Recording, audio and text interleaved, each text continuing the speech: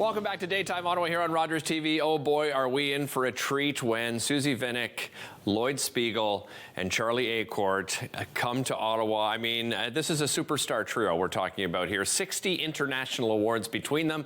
And here to tell us more about it, I am joined by Suzie Vinnick, a 3-time Juno nominee, 11-time Maple Blues Award winner. How are you, Suzie?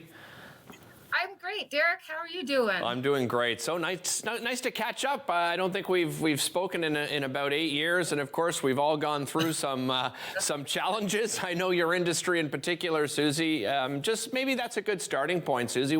What has that been like for you? You know, going through the pandemic and now finally getting back out on tour.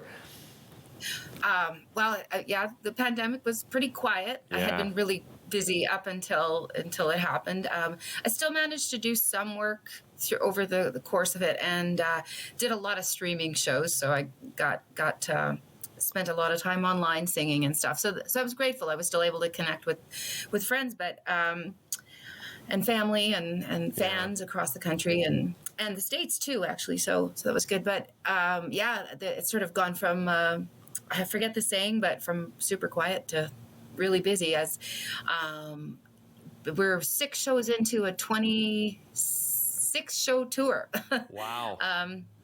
So it's great. It's great to be out working and playing. It's intense, but it's awesome to be working. Yeah, I can imagine. Let's talk about Charlie and Lloyd. How did the three of you connect? I'm sure you've crossed paths many times over the years, Suzie, but how did this all come to be, the trio? Well, I met Charlie through the Harvest Jazz and Blues Festival in Fredericton, New Brunswick, in the early 2000s. We met. I think we were both playing the festival and became friends there. And so over the years, we've connected. We shared a stage in a show in Nova Scotia many years ago.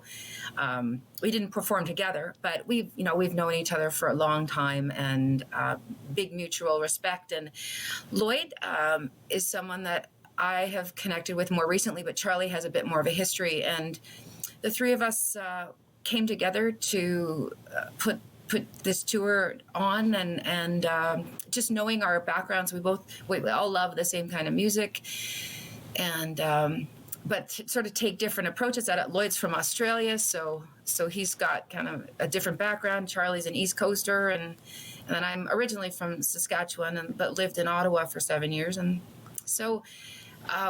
We a whole bunch of dates came together, and I like how you build it, the super group, and everyone can hold their own solo, but it's been a real treat so far getting to play with both Charlie and Lloyd. It's a lot of fun. They're both very clever and brilliant musicians and really good people. So. Having a lot of fun so far. Yeah, and I'm sure it's right. It's probably a great mix of sort of stories and songs and sharing some laughs together. You know, being on tour. What has the audience response been so far, Suzie? Oh, they love it. It's so fun to see folks at the end of the show. There's a lot of energy, and they just come out really excited. And we meet them in the lobby after the show and chat with them. So it's been a great reaction.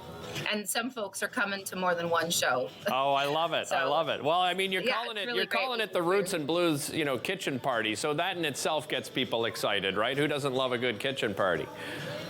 Right. Yeah. Yeah. And that was our hope, was to kind of bring it all,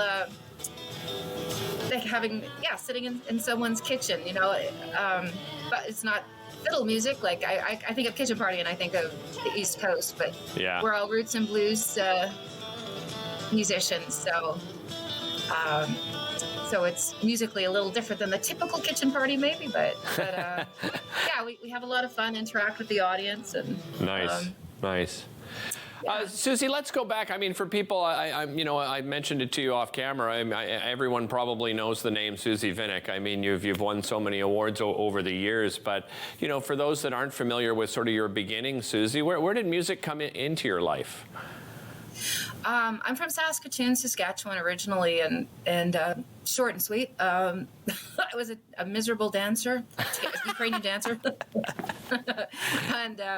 my little buddy and I, we were like 9 and loved music, and we decided we were going to start a band. So I said to Ma, "Can I take up guitar?" And she she's like, "Okay, the kid can't dance. Let's see if this music thing works." And I took to it like a fish to water. And every opportunity I had, I'd get involved in music through school, through extracurricular musical activities, through blues jams, jam sessions, open stages, whatever I could do.